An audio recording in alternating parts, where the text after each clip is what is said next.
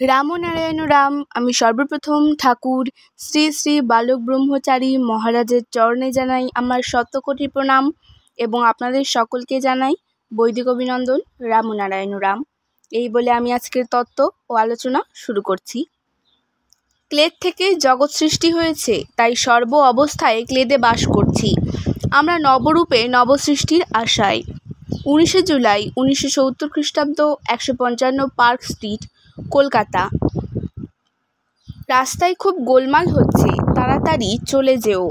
কে কোথায় বোম ফেলবে কোনো ঠিক নেই, তাড়াতাড়ি চলে যাবে। পার্টিতে যা চলেছে বলার কিছু নেই। কাল দিনরাত খুব পরিশ্রম হয়েছে, তাড়াতাড়ি কিছু বলে যাচ্ছি।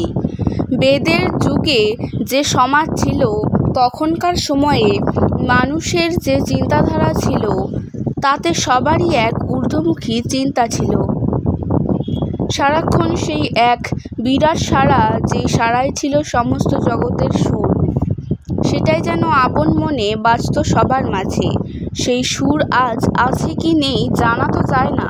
সেই সুর আজও আছে, তবে জাপ্য অবস্থায়। দিনের পর দিন চলে যাচ্ছে, এমন জাপ্য অবস্থায় নীরবতার মাঝে সেই সুর বিরাজ করছে। তখনকার দিনে যে সমাজ ছিল, সেই সমাজে সবারই বিশ্বগত প্রাণ, আকাশগত মন, বেদগত প্রাণ ছিল। তখন বেদের স্ফুরণ প্রকৃতির নিয়মেই হতো অতি সহজে, যেন তারা স্ফুরণের শক্তি নিয়েই জন্মগ্রহণ করত, তাই দুর্লভ বস্তুকে লাভ করত অতি সহজে। সৃষ্টির সাথে সাথে যেমন সব কিছু হয়, তাদের মাঝে সব কিছু যেন আপনি আপনি ফুটে উঠত, আপনা আপনি বিকাশিত হতো। অতি সহজেই তারা সব কিছু বোধগম্য করতে পারত। এখন শয়তানি, ছলচাতুরি, মিথ্যা যেমন অতি সহজে বুঝতে পারে, বুঝটা এখন সেদিকেই, সে পথেই চলে গেছে। বুঝ কখনো চুপ করে বসে থাকে না, একটা না একটা পরিবেশে কাজ করে যায়। বর্তমান সমস্যা, সমতুল্য জীবনে জটিল পরিস্থিতি ও পরিবেশে নানা রকম ছলচাতুরি অতি সহজে বুঝে নিচ্ছে। একটা শিশুও লুকিয়ে মিথ্যার আশ্রয় নিচ্ছে। এই ছল প্রবঞ্চনা, মিথ্যা চাতুরি, কল কৌশলের বিদ্যা সহজ হয়ে গেছে মানুষের কাছে। বেদের যুগে মানুষেরা অবাক হতো এসব কথা শুনে। যদি কেউ তাদের কাছে বলতো, তারা ভেবেই অস্থির হতো, কি করে ছল করে, কৌশল করে, মিথ্যা বলে, প্রবঞ্চনা করে। না জানি এসব কি বিরাট ব্যাপার।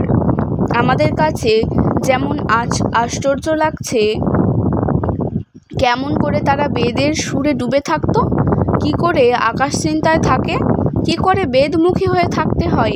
আবার তোমাকে ঘেরাও করতে পারে, বোমাও মারতে পারে, একথা যদি তাদের বলো, তারা ভাবতেও পারবে না। বর্তমান যুগের মতো এই ছল চাতুরি, শয়তানি, প্রবঞ্চনায় ভরা মন তৈরি করতে তাদের অনেক সময় লাগবে।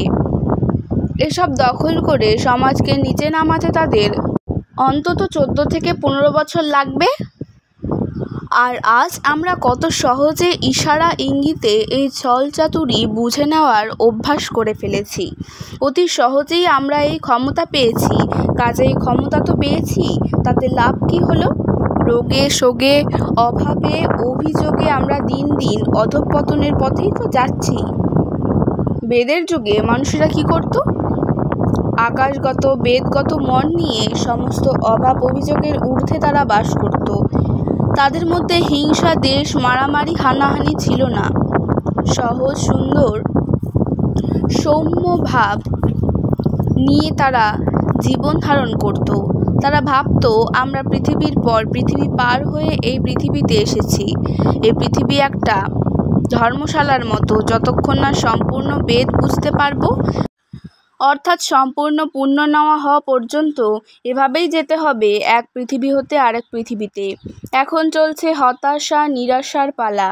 এর জন্যই দেবর্ষি বলেছিলেন, এই যে হাজার হাজার বছর আগে এই পৃথিবীর বুকে বেদজ্ঞদের, ভগবানদের, ঋষিদের জন্ম হয়েছিল, তা সত্ত্বেও শয়তান হলো কি করে? আজ সেই সমাজ গেল কোথায়? প্রভু ঘরে ঘরে এই যে হতাশা, নিরাশা, এর কি কোনো প্রতিকার নেই? বিষ্ণু, দেখো, তুমি এই কথা বলবে না। আজ আমাদের আয়ু কমছে, অল্প সময়ে সহজেই ছলচাতুরি শয়তানি শিখে ফেলেছে। এগুলি যদি থাকে তাতে কিছু আটকাবে না, চলার পথে এতে অসুবিধে হবে তোমাদের। নারদ: আজ্ঞে, অসুবিধা কেন হবে না? বিষ্ণু: গাছের কাটা গাছকে রক্ষা করার জন্যই এগুলো গাছের কাটার মতো দেওয়া হয়েছে। সমস্ত অসারকে রাখা হয়েছে সারের জন্য। অসারকে যদি সারে পরিণত করো তোমাদের জীবনে, সার কি তবে খারাপ? আজকের তত্ত্ব ও আলোচনা আমি এখানে শেষ করছি। দেখা হচ্ছে পরের ভিডিওতে। ভালো থাকবেন, সুস্থ থাকবেন। রাম ও নারায়ণ রাম।